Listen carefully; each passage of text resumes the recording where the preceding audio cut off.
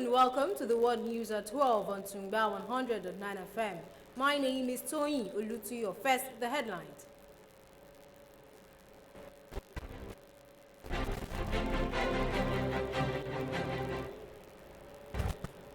Senate President urges Senate committees to be critical. Questions over 2022 budget.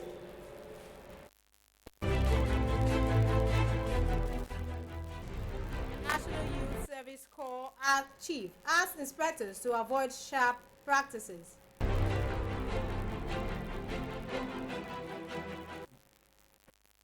In Metro News, Lekki residents tasked on cleanliness and refuse disposal.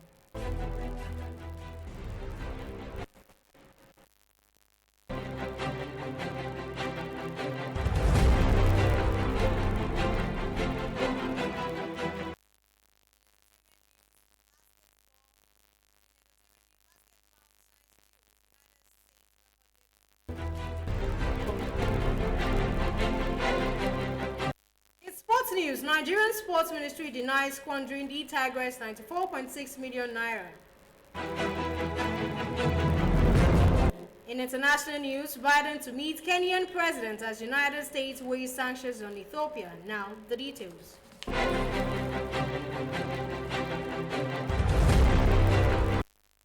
The Nigerian Senate President, Dr. Ahmed Lawan, has tasked Senate committees to be critical and question any possible overpricing of items contained in proposals submitted by the executive arm of government. Lawan handed down the charge after the plenary in Abuja as committees were due to commence budget defense of ministries, departments and agencies of government from Monday. He emphasized that resources of government must be prudently managed, stressing that it wasn't about annual budget alone, but its judicious implementation that would transform the lives of Nigerians.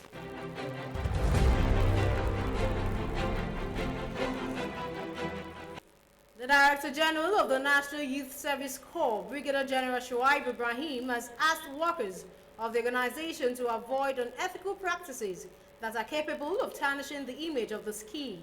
The Director General of the Corps stated this during the Inspectors Development Program workshop organized for inspectors recruited in the year 2010 and others. The workshop with the theme Optimizing the Ideals of the Scheme through Effective Utilization of the National Youth Service Corps field officers with requisite knowledge for the conduct of the activities of the scheme at grassroots level.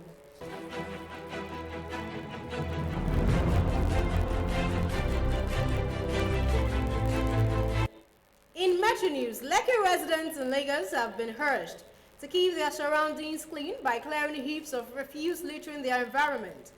Resident pastor of this present house, George Nwoko, made the call when he led members to clean Lekki Phase 1, Agungi, Chevron Drive, and other communities within the area.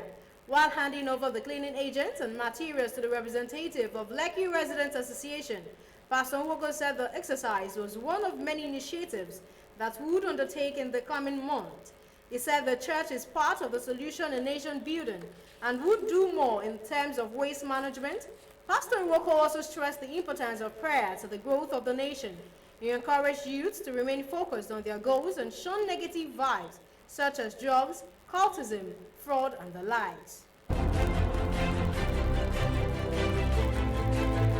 In entertainment news, popular Nigerian comedian Bright Okocha, also known as Basket Mouth, recently achieved a great new feat and shared the good news online.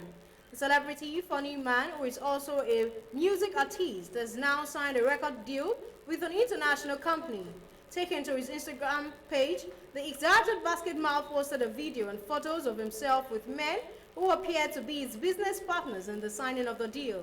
The comedian didn't stop there. It took to his caption to confirm that he had indeed been signed onto an international record label called Empire.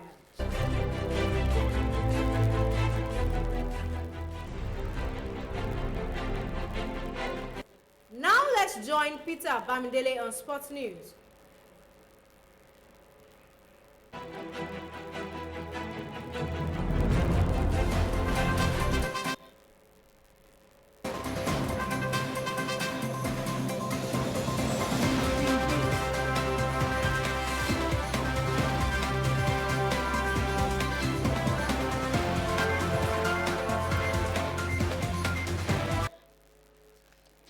Thank you to Olutuyo. It's Sport News on Tungba 100.9 FM. I am Peter Bamidele Chibueze. The Federal Ministry of Health, the Federal Ministry of Youth and Sport Development has denied allegations made in a video clip that its officials shared some monies donated to men and women basketball teams ahead of the Tokyo 2020 Olympics. The ministry wishes to make the following clarifications. The $230,000 donated to the basketball teams by the banks under the Adopt a Team program of the ministry is intact in the Nigerian Basketball Federation's NBBF official domiciliary account domiciled with the Central Bank of Nigeria, CBN. That the only 12 female team members of the Tigress have supplied their foreign account numbers. The ministry waited for the account numbers of the male. Processing of the payment can be done off as requested by the CBN. The ministry has requested the CBN to commence the processing of the payment to the female basketball players immediately. The male will be paid as soon as their account details are supplied. Ministry wishes to state further that all outstanding Olympics and Paralympics games, allowances and bonuses are being processed and only slowed down by funds availability. Furthermore, the Ministry of Finance has been fully furnished with details of the outstanding allowances and payments due to the NBBF and the Nigerian Football Federation, NFF, and efforts are being made to secure the release. The Tigress players had threatened to boycott the 2022 FIBA Women's World Cup qualifiers if the Nigerian Basketball Federation continued to treat them poorly. In a video posted on the team's official Instagram on Tuesday, the players accused caretaker chairman of the MBBF, Musa Amadou Kida, of neglecting the team during the Tokyo 2020 Olympics and the 2021 Afrobasket, which they won.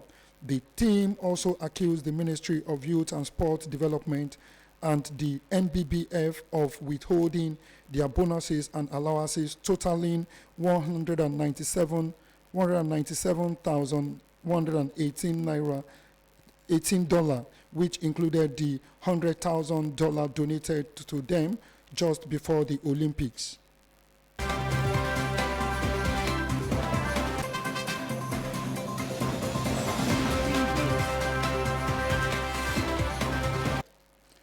Cristiano Ronaldo became the first men's player to score 10 international hat-tricks when Portugal trashed Luxembourg last Tuesday night. Ronaldo scored 2 penalties before netting a late header to help his country record a 5-0 victory in their latest 2022 World Cup qualifiers, with Bruno Fernandes and João Palhinha also getting in on the act. The Manchester United star now has 115 goals to his name for Portugal, having also scored in their 3-0 win against Qatar last weekend, and has set yet another landmark at the international level. And that will be all on sport this afternoon on Tungba 100.9 FM.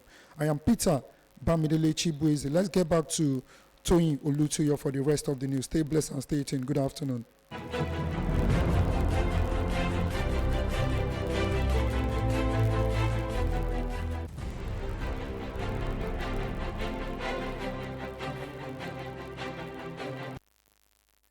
With us, you're still listening to Sport News on Tungba 109 FM. Over now to the foreign scenes.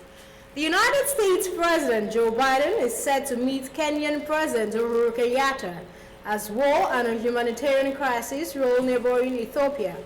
White House spokesperson Jen Psaki said in a statement that the leaders would discuss efforts to defend democracy and human rights, advance peace and security, accelerate economic growth, and tackle climate change. Psaki noted that the meeting will be Biden's first one-on-one in-person talks as president with an African leader, stressing that the Oval Office talks come after Biden signed an executive order threatening to levy sanctions against Ethiopia Prime Minister Abiy Ahmed and other leaders involved in a conflict gripping the Tigray region if steps are not taken soon to wind down the 11-month-old war.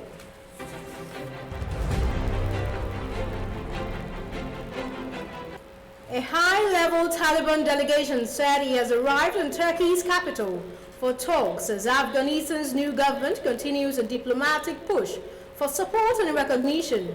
Afghan Foreign Ministry spokesman Abdul Kahar Balki said on its official social media that acting Foreign Minister Amir Khan Muttaqi and other ministers would meet senior Turkish officials to discuss issues of mutual interest, including aid, migration, air transport, and trade.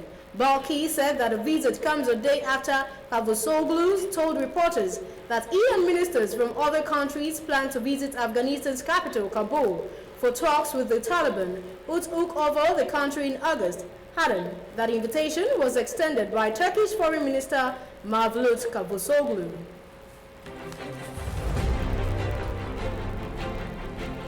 Finally, the World Health Organization said it has launched an expert group that will examine the origins of new pathogens, including SARS-CoV-2, the coronavirus that causes COVID-19. World Health Organization Chief Dr. Tedros Ghebreyesus, who announced this during his regular briefing from Geneva, Switzerland, said that the proposed members of the World Health Organization Scientific Advisory Group for the origins of novel pathogens were selected for their expertise in areas such as epidemiology, animal health, clinical medicine, virology, and genomics. Ghebreyesus noted that the expert group will advise the health agency on the development of a global framework to define and guide studies into the origins of emerging and re-emergent pathogens with epidemic and pandemic potential, including SARS-CoV-2. That's the news, but before we go, here are the highlights again. We told you that Senate President urges Senate committees to be critical, questions over 2022 budget. We also brought you news that National Youth Service Corps Chief asked inspectors to avoid sharp practices. In Metro News, we brought you news that Lekki resident tasked on cleanliness and refuse disposal. In entertainment news, Basket Mouth signs deal with United States record label. In sports news, Nigerian Sports Ministry denies squandering the Tigress 94.6 million naira. Finally, in foreign news, Biden to meet Kenyan president as United States weighs sanctions on Ethiopia. Now let's consider this quote by Angela Bassett. Don't settle for average. Bring your best to the moment. Then whether it fails or succeeds, at least you know you gave all you had. Follow us on all of our various social media platforms, on Facebook at Tungba FM Live. You can also subscribe to our YouTube channel at Tungba FM 100.9. You can also stream live on Radio Garden at Tungba FM 100.9. And that wraps up the world news as edited by Olayemi Akoni. My name is Tony Olutuyo. Thanks for listening. Good afternoon.